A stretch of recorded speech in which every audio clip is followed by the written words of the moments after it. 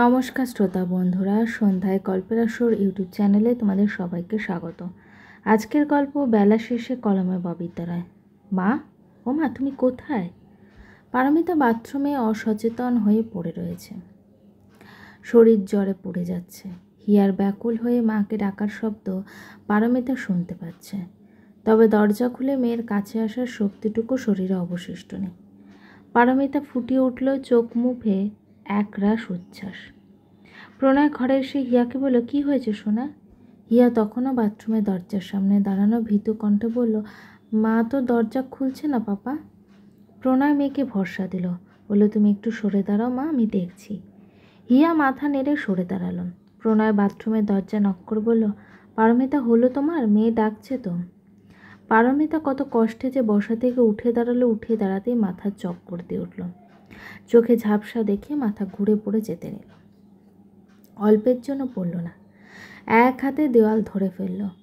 দেওয়াল ধরে ধরে দরজা পর্যন্ত আসলো। তারপর কোনো মতেই ছিটকানি খুলে দিল। হিয়া মাকে জড়িয়ে ধরল। হিয়াকে ফিরে পাওয়ার আনন্দে পারমিতা হিয়াকে আঁকড়ে ধরে শব্দ করে কেঁদে দিল। বিড়বিড় করে বলল, আমার মেয়ে ফিরে এসেছে। উত্তেজনায় পারমিতার কণ্ঠ কাঁপছে। পারমিতা সোজা হয়ে বেশিক্ষণ দাঁড়িয়ে থাকতে পারল না। দুর্বল হাতে হিয়াকে আদর করতে করতে প্রণয়ের গায়ের ওপর ঢলে পড়ে জ্ঞান হারিয়ে পড়ল পারমিতা। হিয়া ভয় পেয়ে মা বলে চিৎকার করে উঠল। প্রণয় আঁতকে উঠল। পারমিতা গা জ্বরে পুড়ে যাচ্ছে। দীর্ঘশ্বাস ফেলে মেয়েকে সান্ত্বনা দিয়ে বলল, মায়ের কিছু হয়নি, ভয় পেও না। প্রণয় পারমিতাকে কোলে তুলে নিল। তারপর খাটের মাঝখানে শুয়ে দিয়ে অনেকক্ষণ মাথায় জলপট্টি দিল। জ্বর কমার নাম নেই। তরতর করে জ্বর বাড়ছে। জ্বর বোধহয় মাথায় উঠেছে। মুখ দিয়ে সাদা ফেনা বের হচ্ছে। চোখ দুটো বন্ধ। প্রণয় বাথরুম থেকে বালতি ভর্তি জল নিয়ে এলো। পারমিতার মাথায় জল ঢাললো অনেকক্ষণ। তারপর ভেজা মাথা মুছিয়ে দিল। এখন গা একটু শীতল হয়ে আসছে, জ্ঞান ফিরেছে। হিয়াকে এক হাতে আঁকড়ে ধরে রেখেছে পারমিতা। চোখ দিয়ে অঝরে নোনা জল গড়িয়ে পড়ছে। প্রণয় পারমিতাকে ধরে উঠিয়ে বালিশে হেলান দিয়ে বসিয়ে দিল। জোর করে স্যুপ খাইয়ে দিয়ে জ্বরের ওষুধ দিল। পারমিতা হিয়াকে ইশারায় নিচু হতে বলল। তারপর চুমোয় চুমোয় হিয়ার সারা মুখ ভরিয়ে দিল পারমিতা। বিড়বিড় করে বলল, মাকে না বলে কোথায় চলে গিয়েছিলে হিয়ামণি? তুমি জানো না তোমাকে না দেখলে মায়ের কষ্ট হয়, মা থাকতে পারে না। হিয়া পারমিতার চোখের জল মুছিয়ে দিল। বলল, কেঁদো না মা। পারমিতার চোখের জল বাদ মানছে না। বলল, তুমি আমাকে রেখে চলে গেলে আমিও হারিয়ে যাব, আর কখনো আমাকে খুঁজে পাবে না। কথা দাও, মাকে কিছু না বলে কোথাও যাবে না তুমি। প্রণয় হকচকিয়ে গেল। পারমিতাকে কিছু বলতে চাইল। পারমিতা ভুলেও প্রণয়ের মুখের দিকে তাকালো না। হিয়াকে খুঁজে না পেয়ে প্রণয় রাগের মাথায় পারমিতাকে যা তা বলে অপমান করেছে। হয়তো তার জন্যই পারমিতা প্রণয়ের দিকে তাকাচ্ছে পর্যন্ত না, কথাও বলছে না। এখনও অভিমান করে আছে মেয়েটা। হিয়া পারমিতার বুকে মাথা রাখল। বলল, আমি আর কখনো কোথাও যাব না মা, প্রমিস। পারমিতা হিয়ার মাথায় হাত বুলিয়ে দিল। পরেশবাবু নাতনিকে ডাকতে এলো। বলল, চলো দিদিভাই, খেয়ে নেবে। পরে খাবো দাদু। পরে না, এখন চলো তো, স্নান করে খেয়ে নেবে, তারপর মায়ের সাথে গল্প করবে। পারমিতা হিয়াকে বলল, যাও হিয়ামণি, খেয়ে নাও। পরেশবাবু হিয়াকে নিয়ে চলে গেল। ওরা চলে যেতে পারমিতা পাশ ফিরে শুয়ে চোখ বুঝল, যেন ও ছাড়া এখন এই ঘরে আর কেউ কোথাও নেই। প্রণয় দীর্ঘশ্বাস ফেলে ঘরের দরজাটা ভেতর থেকে চাপিয়ে দিয়ে এলো। তারপর পারমিতা খুব কাছে গিয়ে ঘনিষ্ঠ হয়ে বসল। প্রণয়ের আলতো স্পর্শে কেঁপে উঠল পারমিতা। প্রণয় খানিক ঝুঁকে গিয়ে পারমিতার কাঁধে হাত রাখল। পারমিতা ওপাশ ফিরে শক্ত হয়ে শুয়ে রইল। ভুলেও এদিকে তাকালো না। প্রণয় পারমিতার বাহু ধরে সামনের দিকে জোর করে ঘুরিয়ে নিল। নিচু হয়ে পারমিতার গলার ভাঁজে মুখ গুজল। আবেগঘন কণ্ঠে বলল, কথা বলবে না আমার সাথে? পারমিতা উত্তর দিল না। অভিমানে অন্যদিকে তাকিয়ে রইল। প্রণয় মাথা তুলে পারমিতার মুখের দিকে তাকিয়ে গালে এক হাত রাখল। আদুরে কণ্ঠে বলল, সরি পারমিতা, তখন মাথা এত গরম ছিল, কি বলতে কি বলেছি। পারমিতা বলে, আপনি সরি বলছেন কেন? ভুল তো আমার। আসলে কি বলুন তো, বাচ্চা পেটে ধরিনি তো, তাই হয়তো মেয়ে হারানোর যন্ত্রণাটা অতটা বুঝে উঠতে পারিনি। প্রণয়ের বুকের ভেতর মোচড় দিয়ে উঠল। অনুশোচনা নিয়ে বলল, এভাবে বলো না পারমিতা, তুমিই হিয়ার মা। আমি না হিয়ার মা হওয়ার যোগ্য না, আর আপনি তো হিয়ার জন্যই আমাকে বিয়ে করেছেন। হিয়ার দায়িত্ব যখন ঠিকভাবে পালন করতে পারছি না, এক কাজ করুন, আমাকে বরং রেখে আসুন। প্রণয় আঁতকে উঠে পারমিতাকে শক্ত করে জড়িয়ে ধরল। গাঢ় কণ্ঠে বলল, কোথাও যেতে দেবো না তোমাকে। কে বলেছে শুধু হিয়ার জন্য তোমাকে বিয়ে করেছি? তুমি আমার সন্তানের মা হওয়ার আগে আমার স্ত্রী পারমিতা। আমার যেমন হিয়াকে দরকার, তেমন তোমাকেও দরকার, খুব দরকার। হিয়া তুমি আমার হৃৎপিণ্ডে মিশে গেছো। আমি তোমাদের ছাড়া থাকতে পারবো না।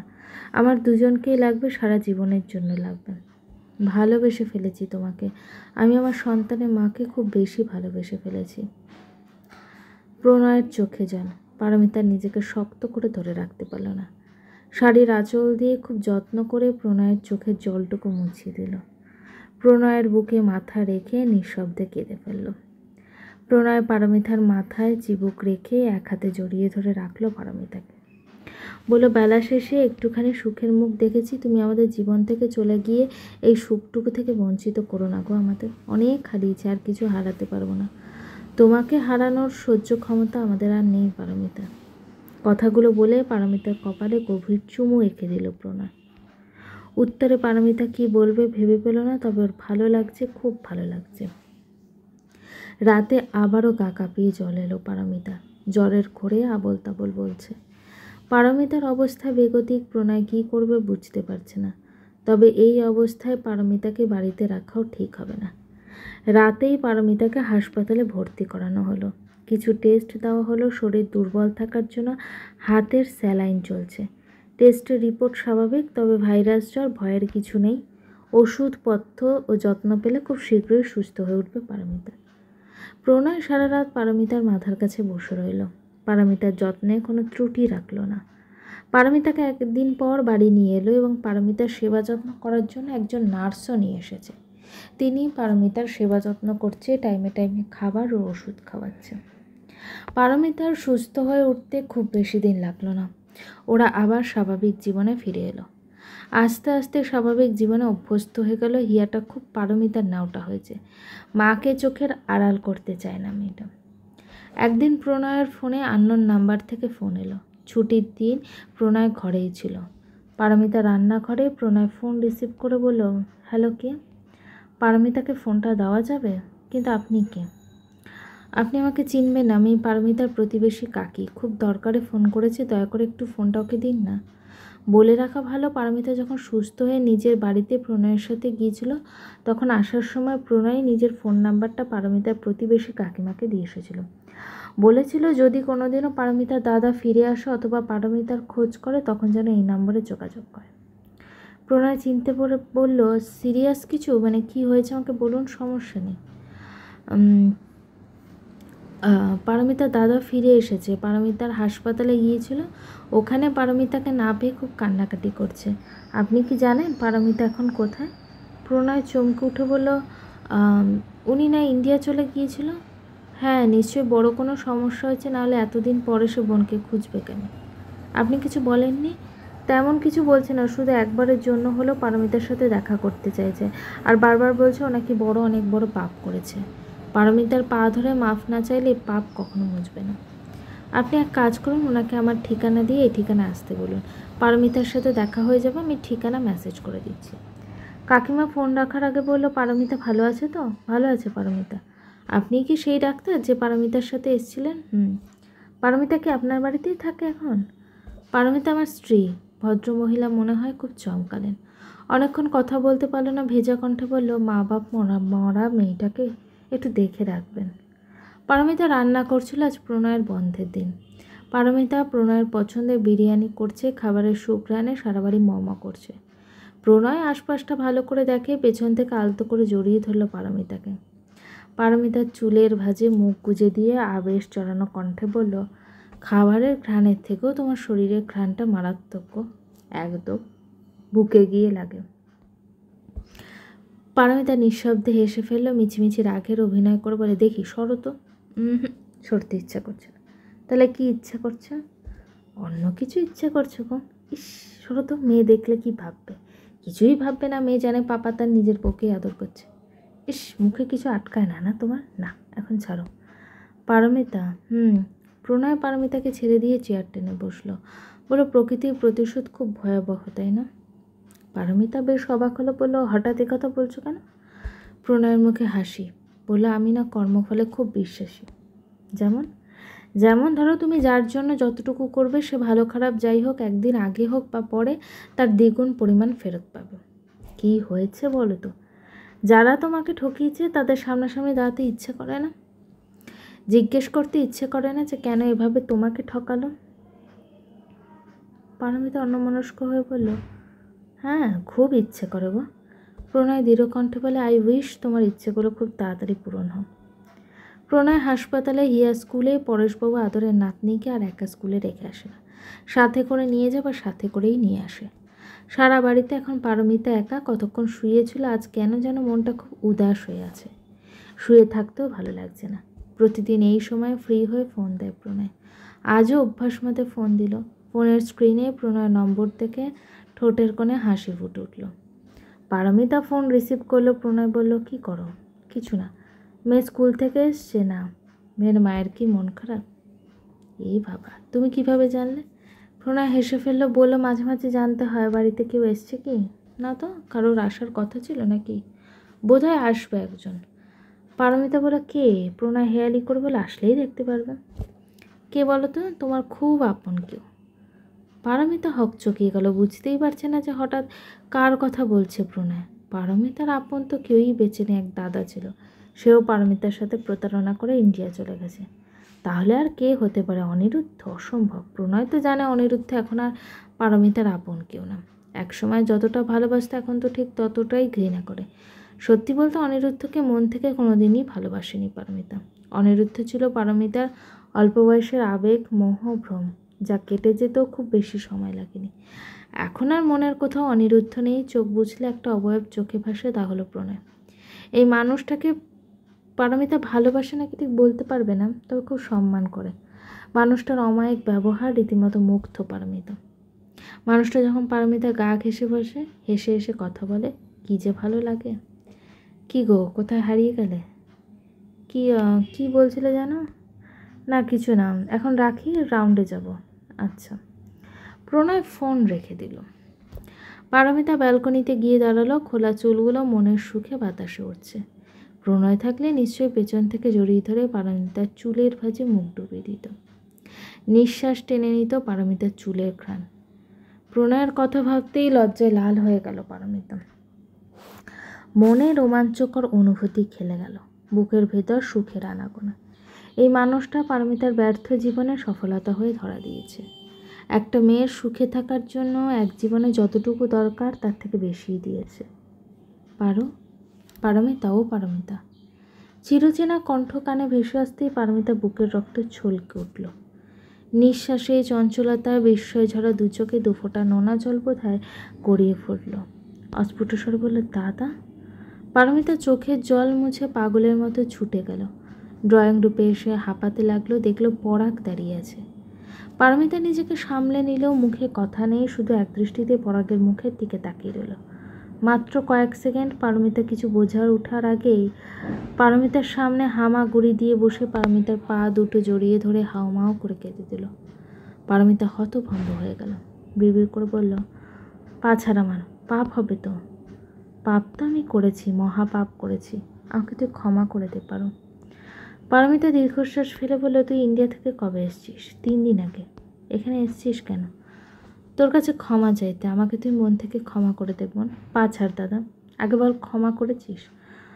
আমার ক্ষমা করা দিয়ে তুই কি করবি? বৌদি পাখি কোথায়?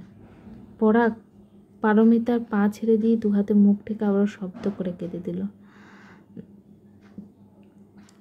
বলল, পাপ বাপকেও ছাড়ে না রে। আমি তোকে ঠকিয়েছি, তোর বৌদি আমাকে ঠকিয়েছে। আর যত টাকা পয়সা ছিল সব তোর বৌদির নামে। আমি ভাবতেও পারিনি নমিতা আমাকে ফেলে অন্য কারো হাত ধরে পালিয়ে যাবে। গেছে তো গেছে, আবার আমার মেয়েটাকে নিয়েও গেছে। পারমিতা চমকে উঠল, বলে, এসব কি বলছিস তুই? আমি ঠিকই বলছি, সব আমার পাপের ফল। আজ সব হারিয়ে নিঃস্ব আমি নমিতার ভালোবাসা অন্ধ ছিলাম। ইস, কি বোকা আমি। নমিতা যে আমার সাথে এত বড় বিশ্বাসঘাতকতা করবে আমি স্বপ্নেও ভাবতে পারি। পারমিতা বিদ্রুপ করে বলল, তুই যে আমার এক মায়ের পেটের ভাই হয়ে আমার সাথে এভাবে বিশ্বাসঘাতকতা করবি আমি তো ভাবতে পারিনি। আসলে কি বলতো, আমরা যা কোনোদিন ভাবতে পারি না আমাদের সাথে ঘুরে ফিরে তাই হয়। তোর কাছে ক্ষমা চাওয়ার কোনো মুখ নেই আমার, তবু পারলে আমাকে ক্ষমা করে দিস। কত টাকা পয়সা নিয়ে ওই দেশে গিয়েছিলাম উজ্জ্বল ভবিষ্যতের আশায়, অথচ ফিরে এলাম নিঃস্ব হাতে। আমার কাছে গাড়ি ভাড়াও ছিল না। কতগুলো দিন হোটেলে কাজ করে গাড়ি ভাড়া জোগাড় করে তারপর দেশে ফিরেছি। বৌদির আর কোনো খোঁজ পাসনি? না। থানায় ডায়েরি করতি, হাতে টাকা পয়সা নেই, থাকতাম ভাড়া বাসায়, 3 মাসের ভাড়া বাকি পড়ে যাওয়ায় বাড়ি থেকে বের করে দিল। একে তো ভিন দেশ, তার উপর আমি একা একা একা কী করবো আমি? কর্মফল কতটা ভয়ানক দেখলি তো। পরাগ মাথা নিচু করে ফেললো। পারমিতা দীর্ঘশ্বাস ফেলে বলল, কিছু খেয়েছিস? পরাগ না সুযোগ মাথা নাড়ল। পারমিতা বলল, চল খাবে। পরাগ দ্বিমত করল না, পেটের খিদে চুচু করছে। চোখে জল মুছে পারমিতার পিছু পিছু গেল। হাত মুখ ধুয়ে খাবার টেবিলে বসে বাহারি পদের আইটেম দেখে পরাগের চোখের জল এসে গেল। যে বোনকে একদিন ঠকিয়ে সব সহায় সম্পত্তি নিজের নামে লিখে নিয়েছিল, আজ তার কিছুই নেই। অথচ এই বোনের সেদিন কিছুই ছিল না, আজ সব আছে। আজ সব হারিয়ে এই বোনের কাছে আসতেই হলো সেই পরাগকে। আর কাঁদিস না, খেয়ে নে।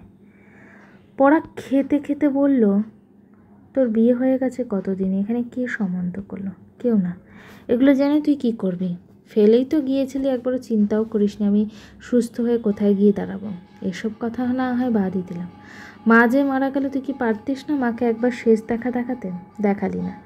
আমাকে আনলে যদি আর না যাই, আমার দায়িত্ব নিয়ে যাওয়ার ভয়ে আমার কথা আমাকে রাস্তায় ছেড়ে গিয়েছিস। আজ সেও তোকে ছেড়ে গেছে। প্রকৃত প্রতিশোধ বুঝি একেই বলে। এত তাড়াতাড়ি যে তোর পতন দেখব, এটা ছিল দুঃস্বপ্ন। যদিও এত কিছুর পরও চাইতাম তুই ভালো থাক, কিন্তু মন তো অন্য কিছু চাইতো, আর হলোও তাই। পরাগ কিছু বলল না, এক মনে খেতে লাগলো। কতদিন এত ভালো মন্দ খাওয়া হয় না। পরাগ খাওয়া শেষ করে ড্রয়িং রুমে এসে বসলো। পারমিতা এঁটো থালাবাটি গুছিয়ে রেখে বলল, পরাগকে বলল, তুই কি এখনই যাবি নাকি ওর সাথে দেখা করে যাবি? তোর বরের সাথে দেখা করে যাব। আচ্ছা, তাহলে এখানে বসে থাক। ততক্ষণে হিয়া চলে এসেছে। মেয়েটা ঘরে এসে প্রথমে মাকে জড়িয়ে ধরল। উচ্ছ্বাস নিয়ে বলল, জানো মা, আজকে স্কুলে কি হয়েছে? হিয়া পুরো কথা শেষ করতে পারল না। পরাগকে দেখে থেমে গেল। পরেশবাবু বলল, উনি কে বৌমা? নিচু কণ্ঠে বলল, সম্পর্ক আমার দাদা হয়। হিয়া বলল, তোমার দাদাকে তো আমি চিনি মা। পারমিতা কথা ঘুরিয়ে মুখে হাসি টেনে বলল, আমার পিস্তত ভাই, ইন্ডিয়া থেকে বেড়াতে এসছে, এই প্রথম এলো, তুমি তাই হয়তো চিনতে পারছো না। যাও শোনা, ঘরে যাও, ড্রেস চেঞ্জ করে নাও, আমি আসছি। আচ্ছা। পরাগ ওদের কথার আগামাথা কিছুই বুঝতে পারল না, বেশ অবাক হলো। হিয়া চলে যেতেই পরাগ বলল, মেয়েটা কে পারমিতা? আমার মেয়ে। পরাগ চমকে উঠল। পারমিতা বলল, হিয়া জানে আমি ওর মা, নিজের মা। ওর সামনে এমন কিছু বলিস না যেন আমাকে সন্দেহ করে। আর তুই যেমন নিজের স্বার্থের কথা ভেবে আমাকে বোন বলে পরিচয় দিতে চাসনি, আমিও আমার মেয়ের সামনে তোকে আমার আপন দাদা বলে কখনো পরিচয় দেব না। পারমিতা, অবাক হওয়ার কিছু নেই তো। তোর করা প্রতিটা অন্যায়ের হিসাব আমি মনে রেখেছি। বেশি খারাপ লাগে আমার মায়ের মরা মুখটাও শুধুমাত্র তোর জন্য দেখতে পারিনি আমি। আর মা আমাকে কত ভালোবাসতো, কত আদর করতো, অথচ তোরা আমাকে মায়ের শেষ কাজে অবধি থাকতে দিলি না। সুস্থ হয়ে হাসপাতাল থেকে যেদিন প্রথম বাড়ি গেলাম আর গিয়ে শুনলাম আমার মা বেঁচে নেই, আর সেই সুযোগে তুই বাড়ি ঘর বিক্রি করে দূর দেশে পাড়ি জমিয়েছিস, বিশ্বাস কর, তখন না বুকের ভেতরটা ছিঁড়ে যাচ্ছিল আমার। সমস্ত পৃথিবী উলটপালট হয়ে গিয়েছিল, আমি মানতেই পারছিলাম না। তখন আমাকে আমার বর দেবদূতের মতো আমার হাত ধরে। সবচেয়ে মজার ব্যাপার কী জানি, সেই মানুষটাকে আমি কোনোদিন দেখিনি, আগে থেকেও চিনতাম না। ও ছিল আমার ডাক্তার। ওনার দেওয়া ওষুধ খেয়ে আমি খুব তাড়াতাড়ি সুস্থ হয়ে উঠলাম। ওনার স্ত্রী মেয়েকে জন্ম দিতে গিয়ে মারা যায়, আর আশ্চর্যজনকভাবে আমার সাথে ওনার স্ত্রীর চেহারা খুব মিল। মানুষটা আগে পিছু না ভেবে আমাকে বউ করে এই বাড়িতে নিয়ে এলো, নতুন জীবন দিল, সুন্দর একটা সংসার দিল, যে আমি জীবনেও মা হতে পারবো না, সেই আমাকে মাতৃত্বের স্বাদ দিল। মেয়েটা যখন আমাকে গাঢ় কণ্ঠে মা মা বলে চিৎকার করে ডাকে না, মা ডাকটা সরাসরি আমার কলিজায় গিয়ে লাগে, একদম ভেতর পর্যন্ত ঠান্ডা হয়ে যায়। এই জীবনে যা কিছু হারিয়েছি তার থেকে শতগুণ বেশি ঈশ্বর আমাকে পাইয়ে দিয়েছে। আমার আর কোনো আক্ষেপ নেই, আফসোস নেই। আর তোকেও ধন্যবাদ দিই, তুই সেদিন আমাকে না ঠকিয়ে গেলে আমি এত কিছু একসাথে কখনোই পেতাম না। এক জীবনে সুখে থাকার জন্য আমার এতটুকুই যথেষ্ট। মা, ঘরে আসো। আসছি এমনই। পারমিতার ইশারায় পরাগকে বসতে বলে ঘরে চলে গেল। পরাগ অনুশোচনায় দগ্ধ হয়ে গেল। বুকের ভেতর হাহাকার। সব কিছু পেয়েও হারানোর কষ্ট যে কতটা যন্ত্রণাদায়ক তা পরাগের থেকে ভালো আর কেউ বোঝে না। পরাগ মন থেকে আশীর্বাদ করে পারমিতা যেন সুখী হয়, সত্যিকারের সুখী হোক। পারমিতা ওর জীবনের সমস্ত না পাওয়াগুলো পাওয়ায় পরিপূর্ণ হোক। গল্পটি কেমন লাগলো অবশ্যই কমেন্ট করে জানিও। আর আমার চ্যানেলে গল্পগুলো যদি তোমাদের ভালো লেগে থাকে, চ্যানেলটিকে খুব ভালো লাগলে সাবস্ক্রাইব করো, গল্পগুলি প্রচুর প্রচুর শেয়ার করো, গল্পগুলো শোনো। ভিউজ কিন্তু খুব কম আসছে কদিন ধরে। আর আশা করছি হয়তো আর 2টো পর্ব হবে কি একটা পর্ব, অন্তিম পর্ব। আর ভালো লাগলে অবশ্যই কমেন্ট করে জানিও।